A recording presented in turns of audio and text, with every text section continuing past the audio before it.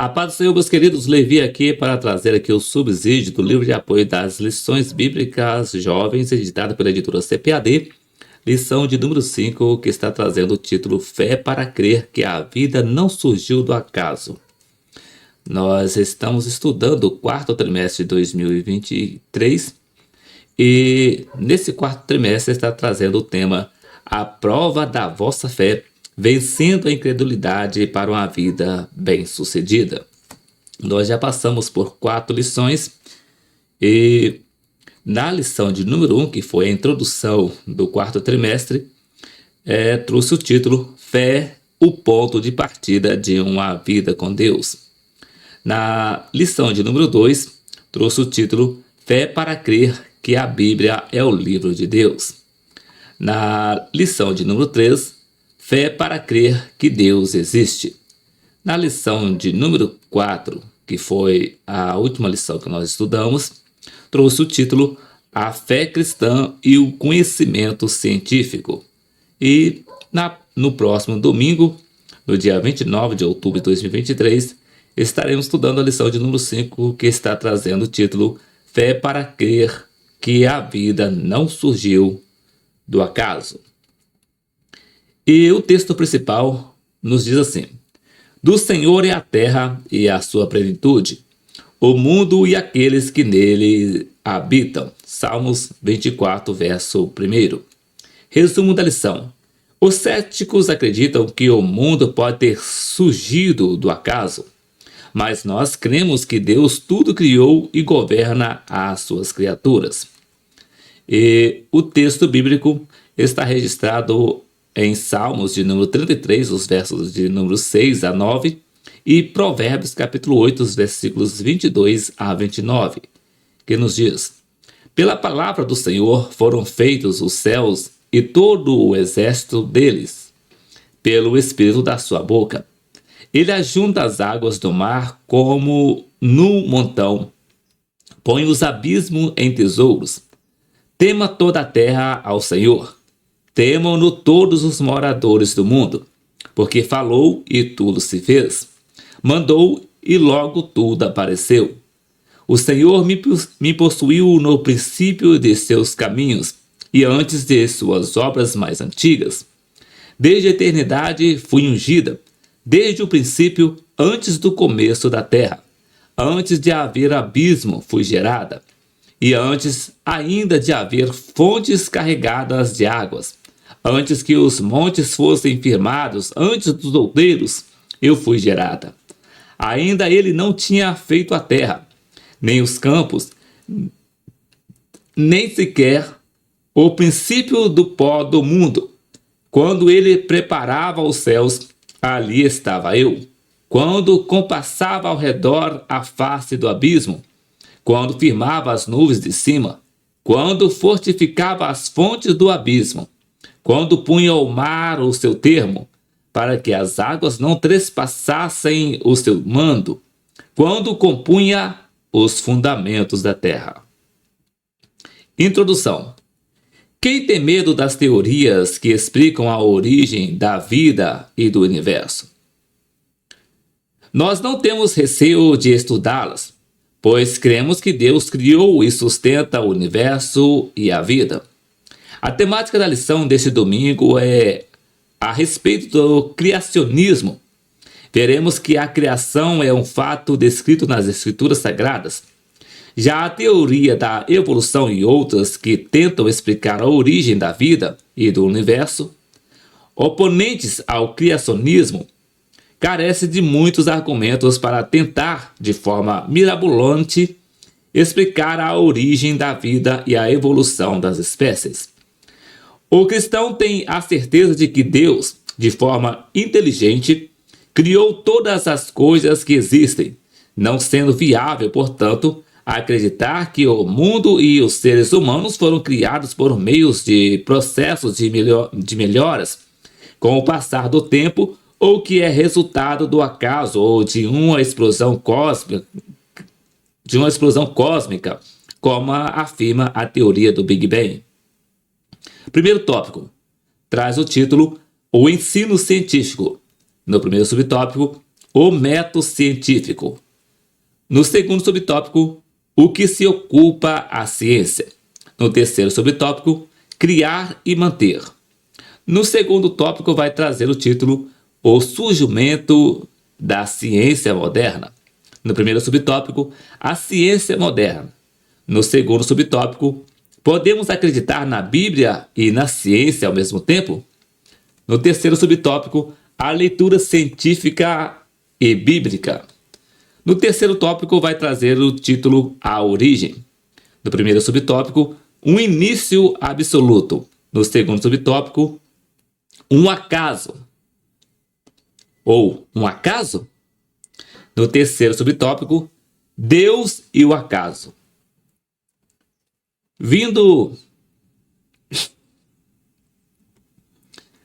para o livro de apoio, que está trazendo o título Fé para crer que a vida não surgiu do acaso, no capítulo 5,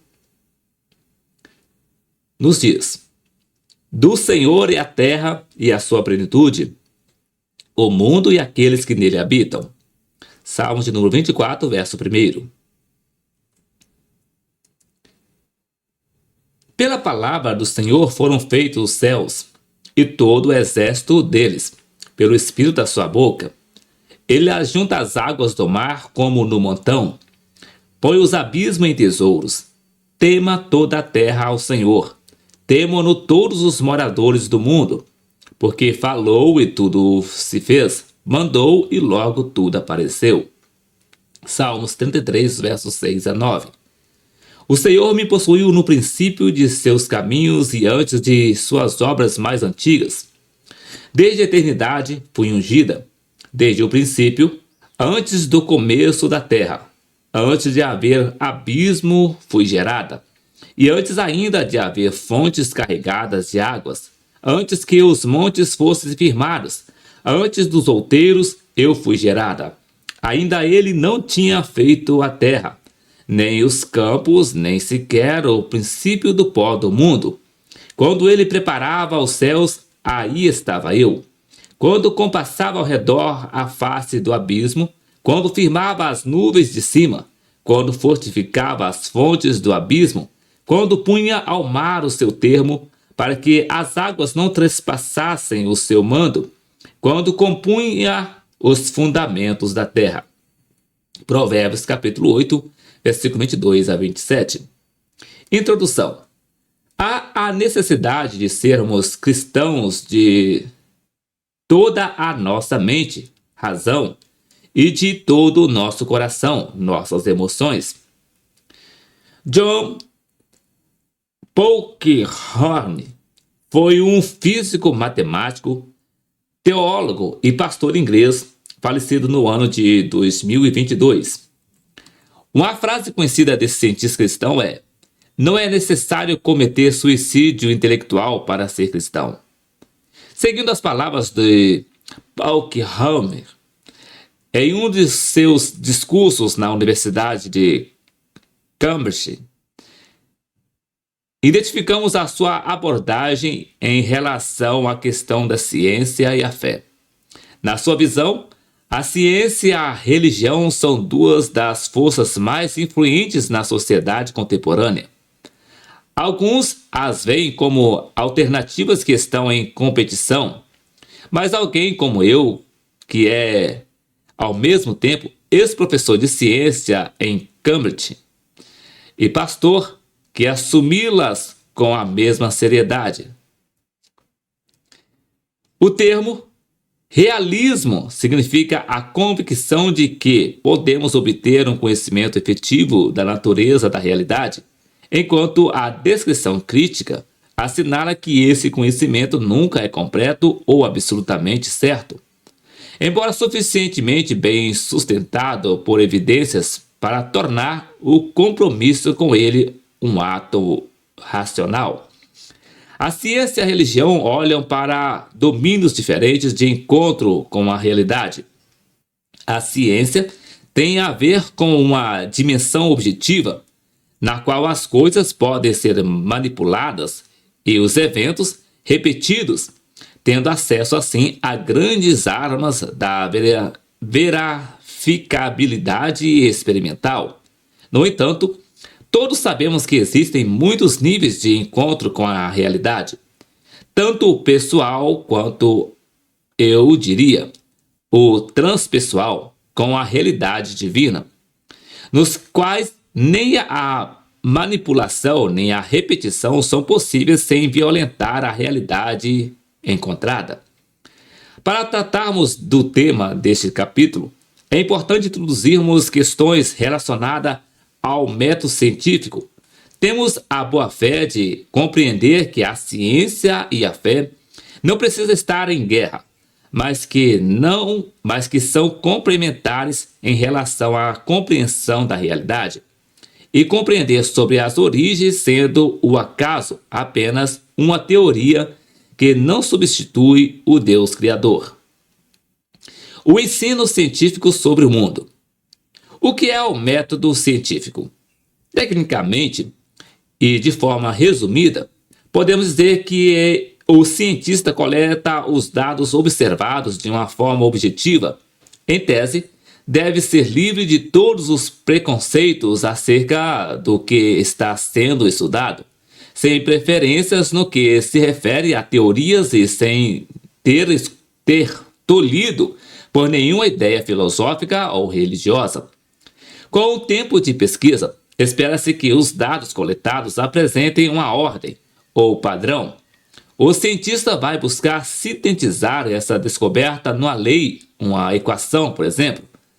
Então, por um processo de introdução, assim, o cientista visa chegar a algumas generalizações mais amplas e a princípios com o objetivo de juntar várias leis possíveis.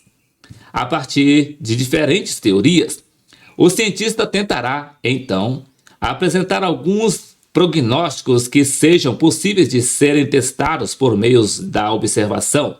Por fim, espera-se que os testes confirmem os prognósticos relativos a uma das teorias surgidas no processo.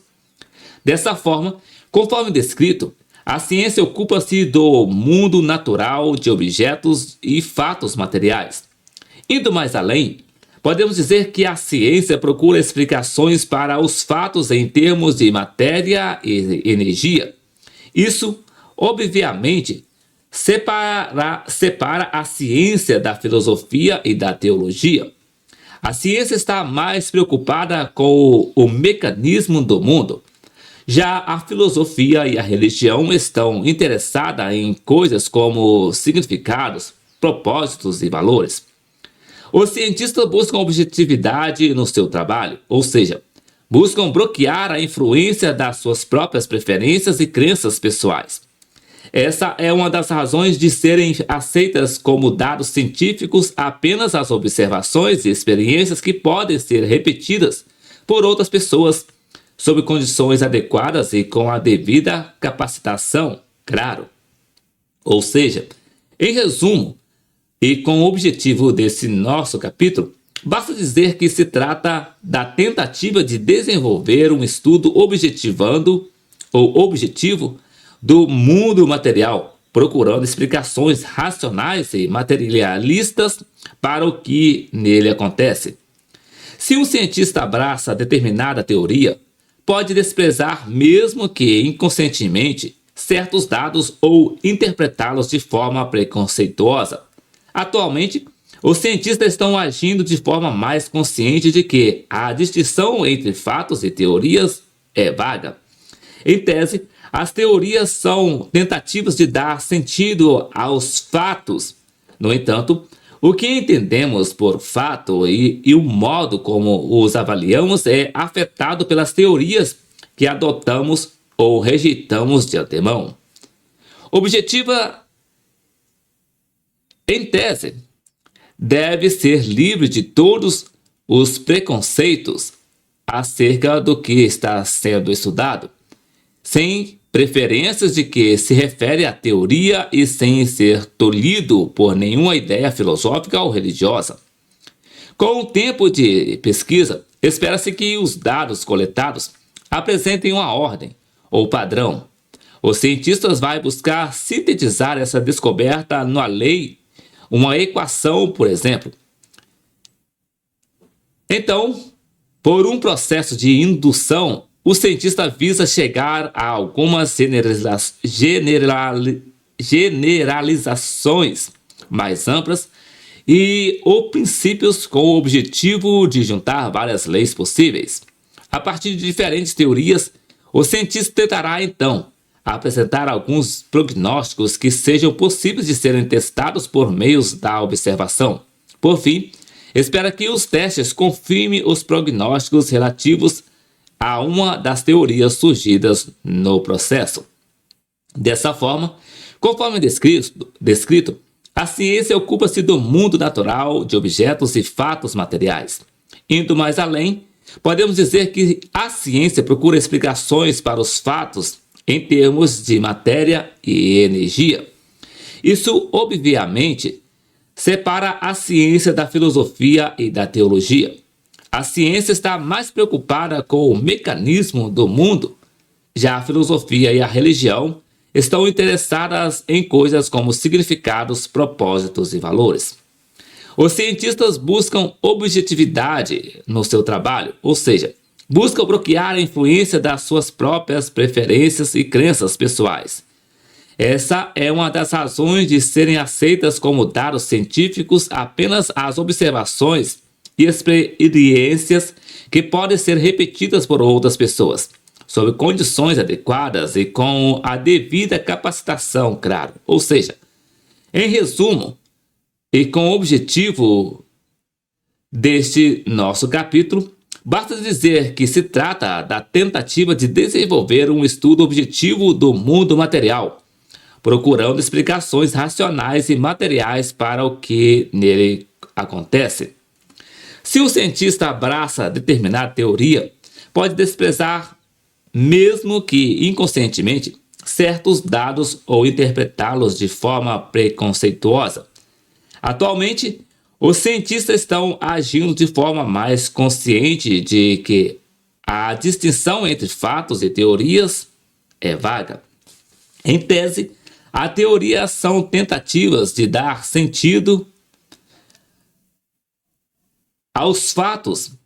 No entanto, o que entendemos por fatos e o modo como os avaliamos é afetado pelas teorias que adotamos ou rejeitamos de antemão. Um cientista cristão, teísta, crê que está estudando o mundo real, pois a sua mente é moldada segundo a mente do Criador do mundo. Podemos, portanto, compreender o mundo como de fato ele é.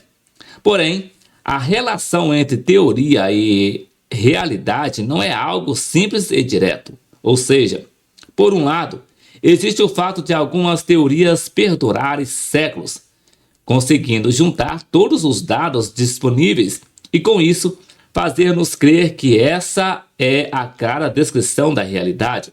Por outro lado, há teorias que vêm em vão.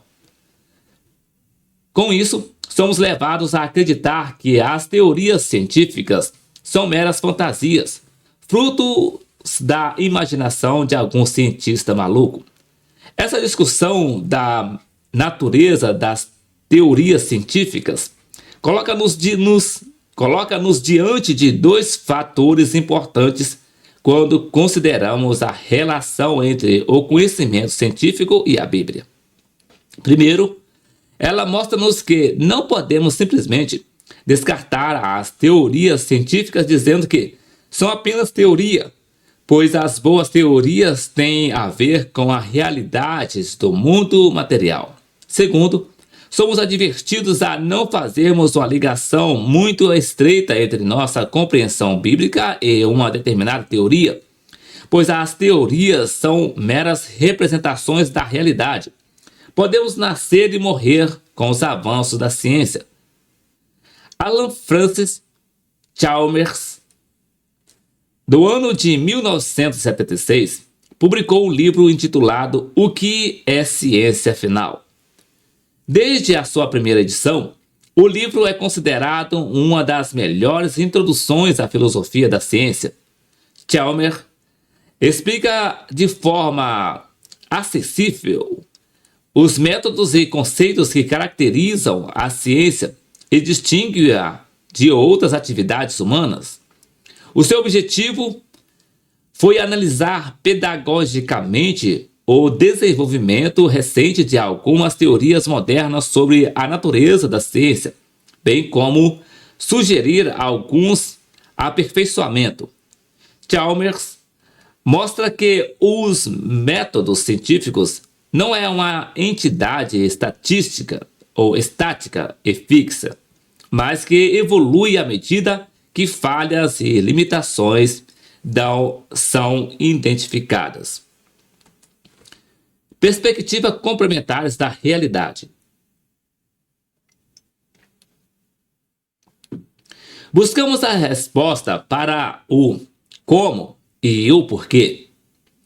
Precisamos dessas duas respostas para completar nossa compreensão da realidade. Essas questões de como e do porquê não são contraditórias nem mutuamente excludentes, mas completam-se. Vejam que interessante. Atualmente, físicos falam sobre flutuações no vácuo quântico, que de alguma forma transformou-se numa bola de neve, resultando num Big Bang, que formou o universo da maneira como o conhecemos. Para os cristãos, caso essa teoria do Big Bang seja comprovada, o que ainda não ocorreu de forma inconteste, é apenas uma afirmação sobre o método que Deus escolheu para criar o universo que conhecemos. Atente para a nota explicativa 24 no capítulo anterior.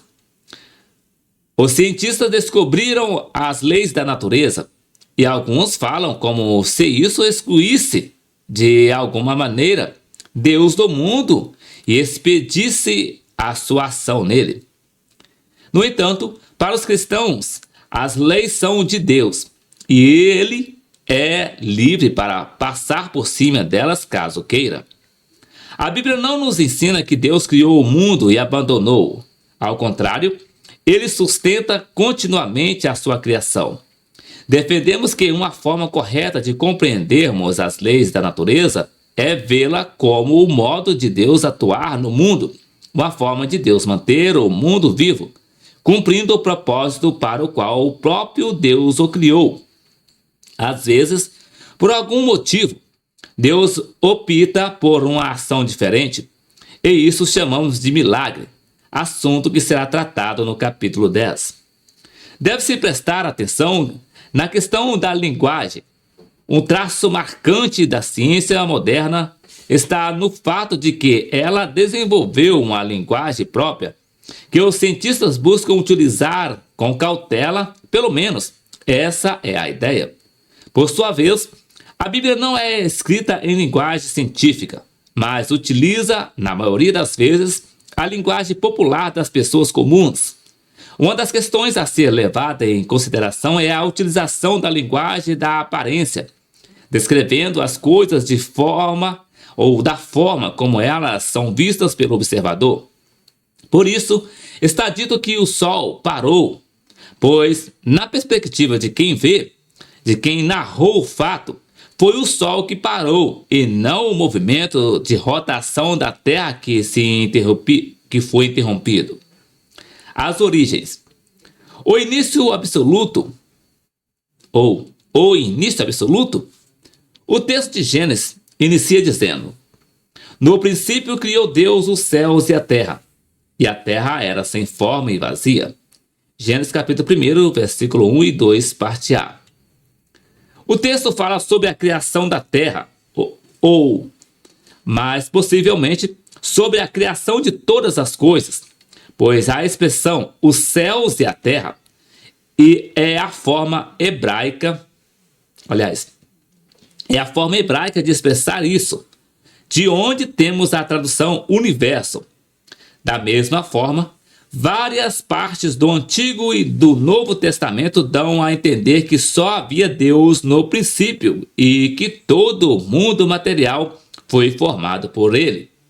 Salmos 33, versos 6 a 9, Provérbios capítulo 8, versículo 22 a 27, Isaías capítulo 48, versículo 12 e 13, Colossenses capítulo 1, versículo 15 a 17, Hebreus capítulo 11, versículo 13. Juntamente a essa questão de interpretação do texto bíblico, temos outra de caráter científico. Alguns cientistas entendem parecer possível, embora sem prova científica inconsistente, explicar, por exemplo, que o Big Bang teria surgido a partir de flutuações num vácuo quântico. A nota explicativa 7. No capítulo anterior, fala sobre isso, pois é um tipo de campo de energia.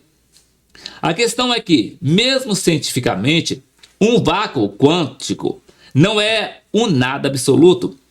Os cientistas não explicam a existência de tal vácuo, nem a razão pela qual ele teria características que possibilitassem essas flutuações, nem dizem por que isso produzirá o universo, ou produziria o universo.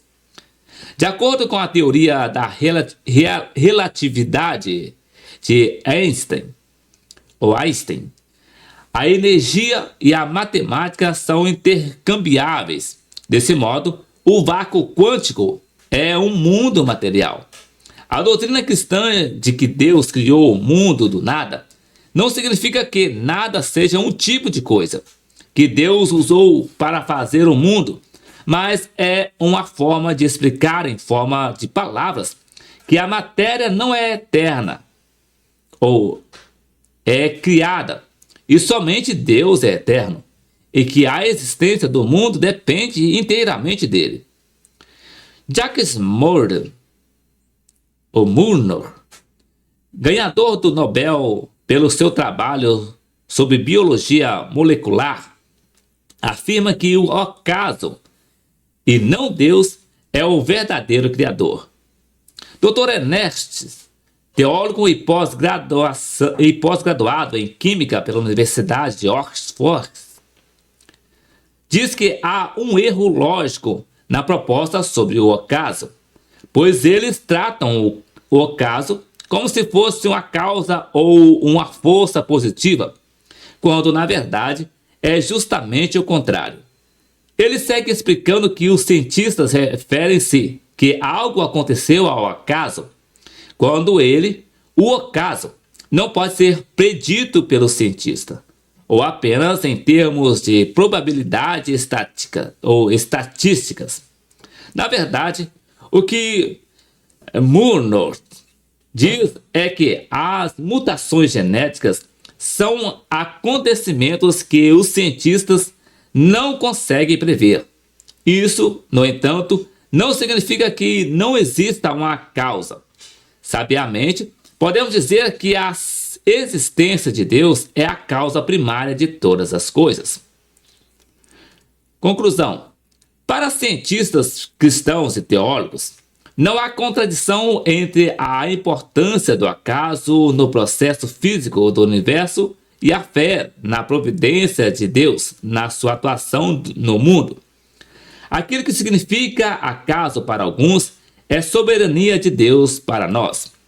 Como cristãos, sustentamos teologicamente a doutrina da criação, pois sem a ideia da criação divina do mundo, da história da humanidade, o evangelho da redenção da vida do ser humano em relação ao pecado torna-se sem sentido.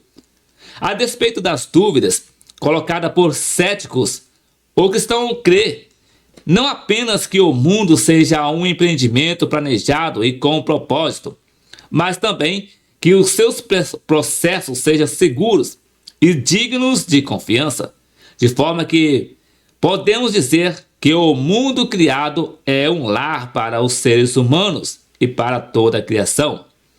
O desafio do cristão é apresentar reflexiva e teologicamente a visão de forma clara e compreensível, ao passo que se depara com um mundo academicamente hostil à fé.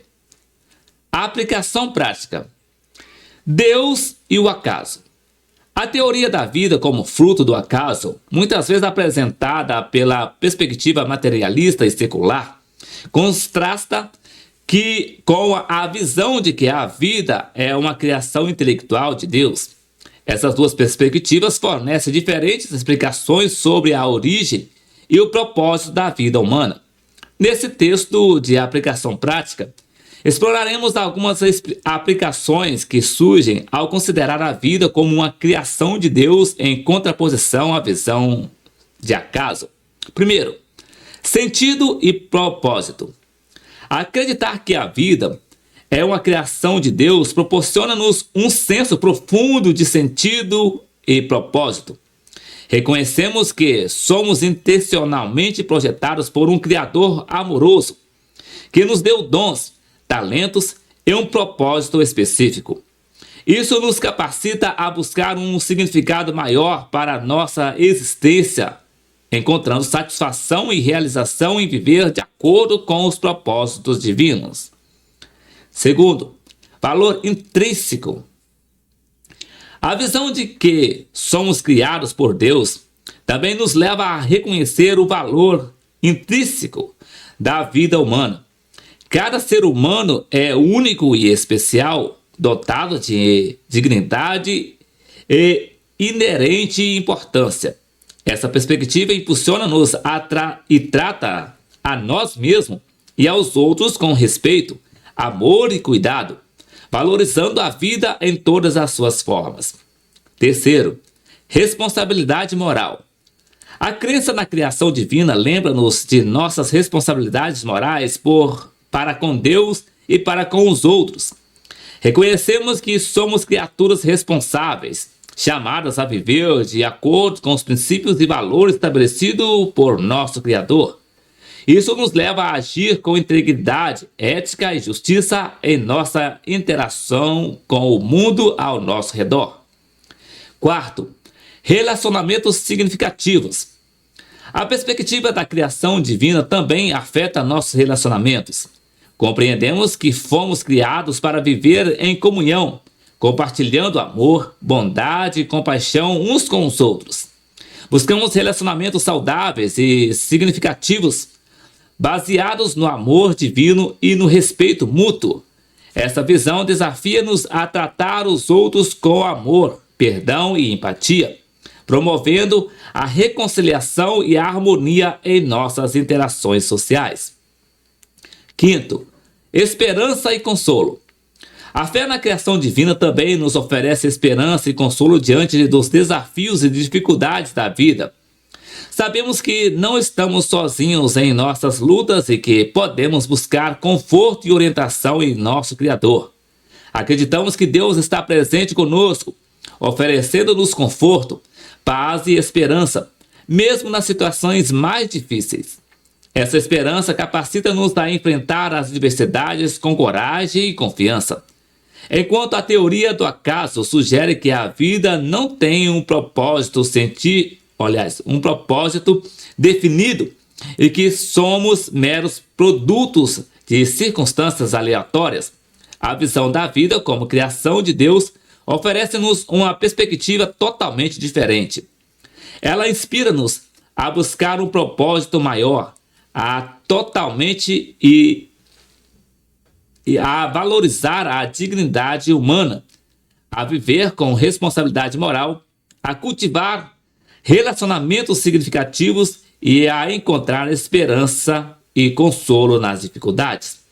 Portanto, ao considerar a aflição prática dessas perspectivas opostas, somos desafiados a refletir sobre a origem e o propósito da vida, buscando respostas que ressoem com nossa experiência e anseios mais profundos. A visão da vida como criação de Deus oferece um quadro coerente e significativo que nos capacita a viver de maneira plena e comprometida com os princípios divinos. O vácuo quântico e a criação. Ao discutir a relação entre o vácuo quântico e a ordem de criação de Deus, podemos explorar os contrastes e encontrar uma coerência que aponta para a existência de um criador intencional. O vácuo quântico é o estado de menor energia possível, permeado por partículas virtuais que surgem e desaparecem constantemente.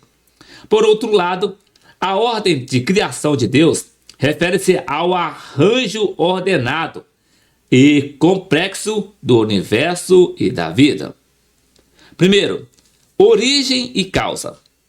O vácuo quântico é descrito pela física quântica como um estado primordial, mas a questão da sua origem e causa ainda é objeto de debate.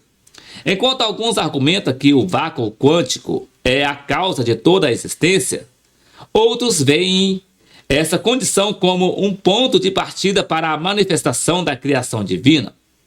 A perspectiva da ordem de criação de Deus reconhece um Criador intencional como a origem e causa de todas as coisas. Segundo, complexidade e desígnio.